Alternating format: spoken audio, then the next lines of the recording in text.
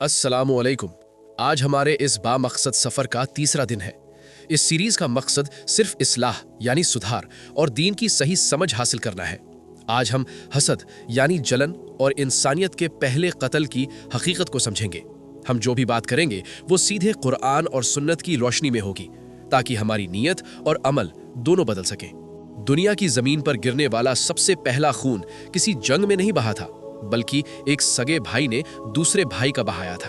और उसकी वजह कोई दौलत या जमीन नहीं थी, बल्कि दिल में छिपी एक बीमारी थी जिसका नाम है हसद यानी जलन।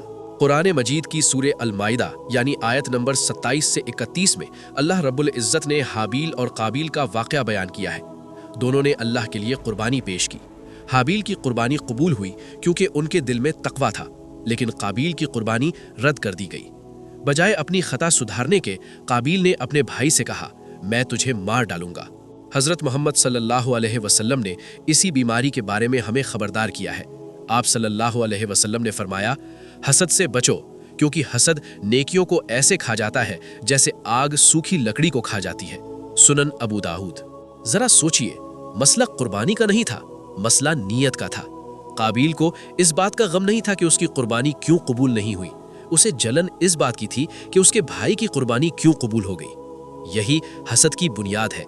अल्लाह ने उसे क्यों दिया, मुझे क्यों नहीं। हकीकत में जलने वाला इंसान अपने भाई से नहीं, बल्कि नाउजुबिल्लाह अल्लाह के फैसले और उसकी तकसीम से लड़ रहा होता है। आज हमारे मुआशरे का हाल देखिए। सगे भाई एक दूसरे की तरक्की देख नहीं सकते। रिश्तेदारों में दूरियां सिर्फ इसलिए हैं क्योंकि कोई एक आगे बढ़ गया है। ये हसद हमारे घरों को तोड़ रहा है, सुकून को खत्म कर रहा है। याद रखिए, दूसरे का चिराग बुझाने से आपका अपना चिराग रोशन नहीं हो जाएगा। रमजान का ये महीना सिर्फ पेट का रोजा रखने के लिए नहीं है, बल्कि दिल को इस हसद की गंदगी से पाक करने के लिए है। अपने दिल को साफ कीजिए। अगर किसी के पास नेमत देखें तो उसके लिए दुआ कीजिए, अल्लाह आपको उससे बेहतर अता करेगा। माफ करना और दिल बड़ा रखना ही मोमिन की शान है। अल्लाह हमारी नीयतों में इखलास पैदा फरमाए। दीन की ये